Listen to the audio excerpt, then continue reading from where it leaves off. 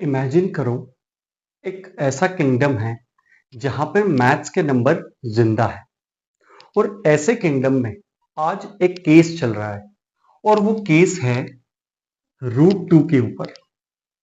Root two के ऊपर ये शक है, ये डाउट है कि वो रैशनल है या इररैशनल।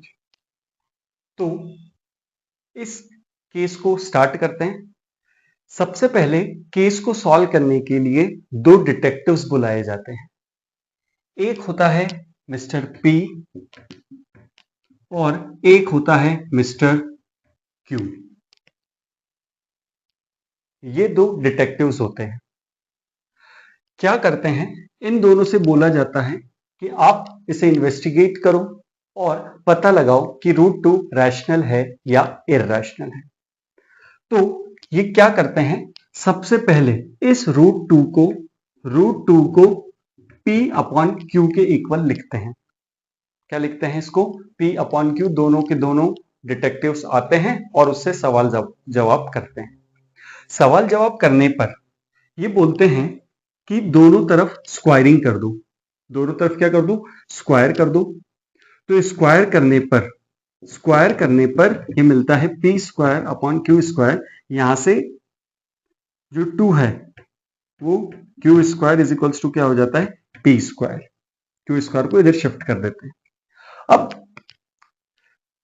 P और Q दोनों क्रॉस क्वेश्चंस करते हैं और ये बताते हैं कि जब हमने इसको ये माना था तब ये बोला गया था कि P और Q जो थे वो क्या रहेंगे? आपके इंटीजर्स रहेंगे और इसके सिंपलेस्ट फॉर्म में है।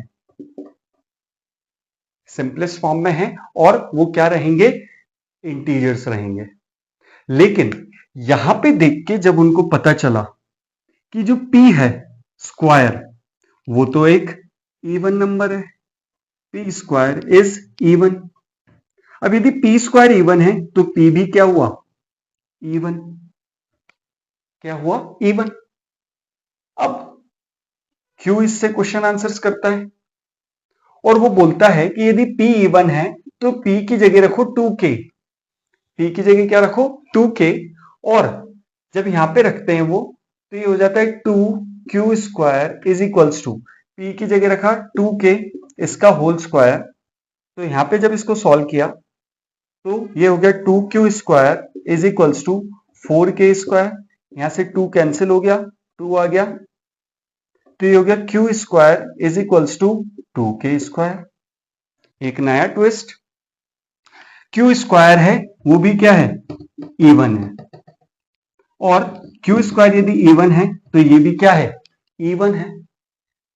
इसका मतलब ये हुआ कि यदि P और Q दोनों इवन हैं तो इसका मतलब P और Q दोनों को 2 डिवाइड कर रहा है।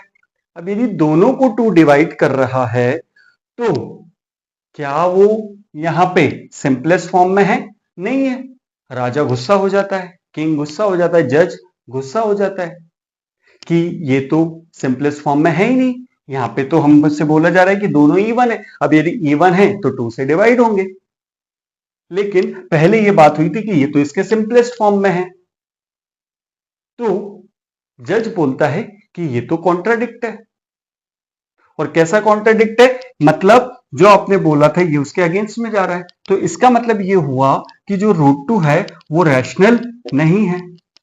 अब यदि रूट टू रैशनल नहीं है तो रूट टू क्या है? Root two is an irrational number.